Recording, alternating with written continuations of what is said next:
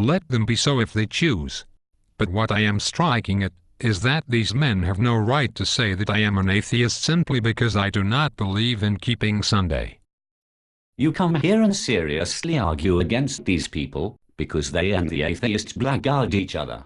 What have we to do with that? They abuse each other. It is worse in the Christian than in the atheist, because the Christian has some rules to guide his conduct, which the atheist has not. Here seems to be some strong intemperate language which one human being makes use of towards another. An atheist or a Christian alike may find fault with that. I do not know any way that we can interfere with it, but if you claim to argue against this bill because these people abuse atheists, I reply to that by saying that many atheists are for this bill just as these people are. They unite in support of this bill, therefore mutual recriminations amount to nothing. But the mutual recrimination amounts to this, that although this is confined simply to words between them now, I do not think you ought to argue to us by taking this precious time of yours and ours to show that these people use intemperate language towards each other.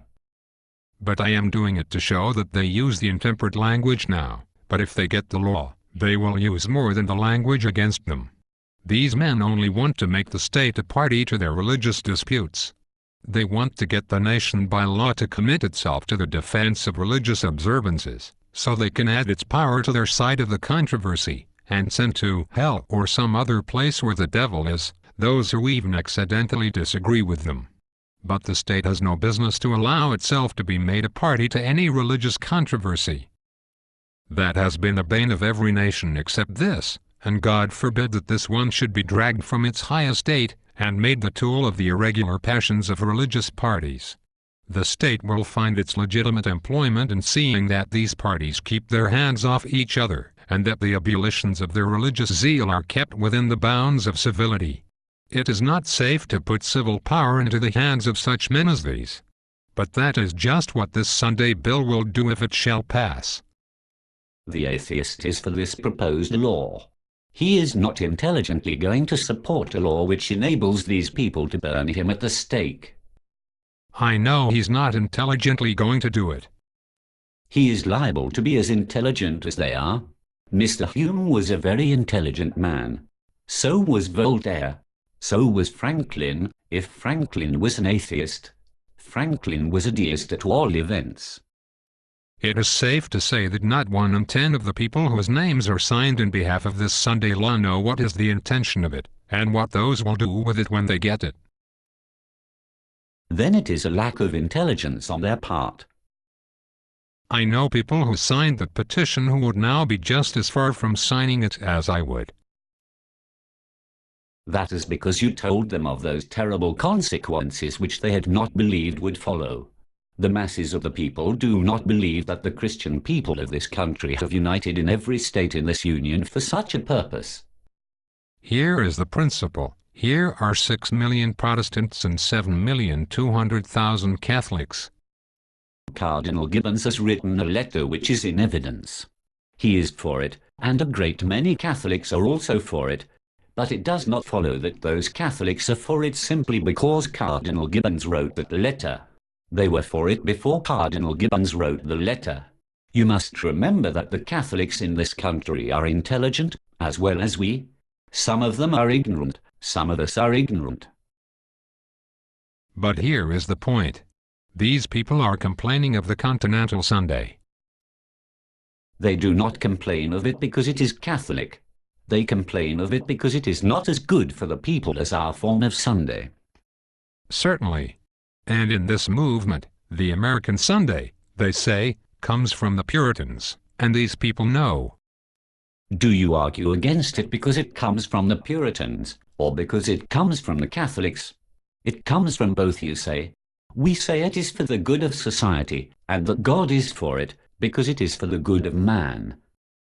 But let me state the point that I am making. I think everybody knows that it is perfectly consistent with the Catholic keeping of Sunday for the Catholic to go to church in the morning and to the pleasure resort, if he chooses, in the afternoon. These men stand here in convention, and cry out against the Continental Sunday and against its introduction here. Everybody knows that the Continental Sunday is the Roman Catholic Sunday. Yet these men, while denouncing the Continental Sunday, join hands with the Roman Catholics to secure this Sunday law. They have counted here 6 million Protestants and 7,200,000 Catholics. Suppose this law were secured in answer to these petitions, would they then have a Puritan Sabbath, or a Continental Sunday?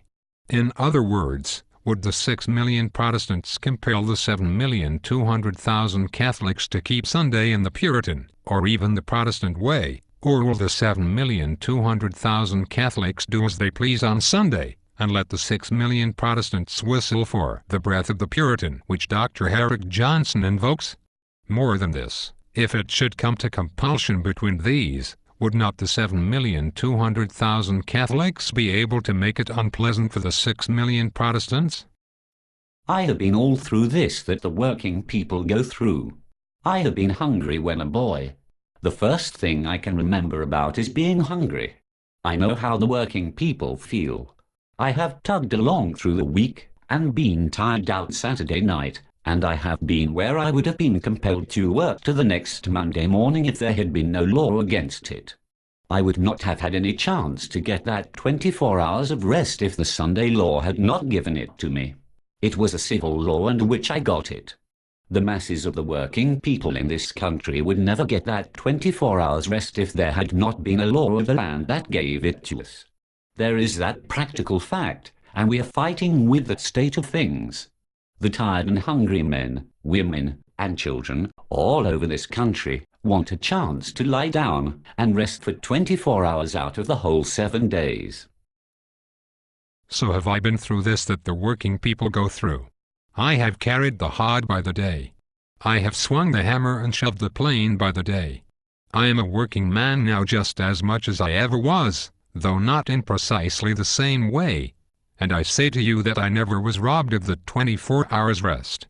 Nor are there so many compelled to lose it as these Sunday law advocates try to make out. Dr. Kraft said last night over in that convention that he had had communication with people in every nation but two, and, quote, in the world around he could not find a man who had financially lost by refusing to work on Sunday. But many have gained by the conscientious sacrifice. End quote. Much testimony was borne in the Chicago Convention last month to the same effect in this country. And in the convention now in session in this city, the Honorable Mr. Dingley, member of Congress from Maine, said last night that the American working men are indifferent to the efforts which are put forth in this direction. He is wrong about it. Mr. Dingley didn't know what he was talking about when he said that. He said he had investigated the matter. I have investigated it, and I say that Mr. Dingley was simply laboring under a misapprehension. Dr. Kraft said this morning that he talked 2 hours with a convention of laboring men at Indianapolis, answering their questions, until at the end of 2 hours they endorsed this movement. If they are crying for it, if they are fairly tearing their hair for it, how can it be possible that he had to talk 2 hours to persuade them that it was all right? Take his statement in full, if you take it at all. He says they are crying for it. Then why was it necessary to talk to them for 2 hours? Then you simply say he did not tell the truth. You discredit the witness. I do. You say perhaps he did not tell the truth, that is all. I think he was right. But the two things do not hitch together properly. If they are calling for it so loudly, certainly it ought not to require 2 hours to convert them. The fact is that the laboring men are not calling for it. Great effort is being made to have it appear so. But the Knights of Labor never took any such step except at the solicitation of Dr. Crafts. This bill had scarcely been introduced last spring before Dr. Crafts made a trip to Chicago and other cities, soliciting the endorsement of the Knights of Labor.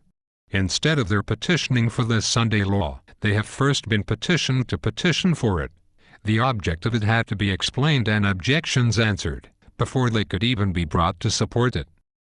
The object of the petition for this bill was explained by Dr. Crafts to the Central Labor Union of New York, and its endorsement secured. The Central Labor Union embraces a number of labor organizations, and the Christian Union declares the Central Labor Union to be a radically socialistic organization.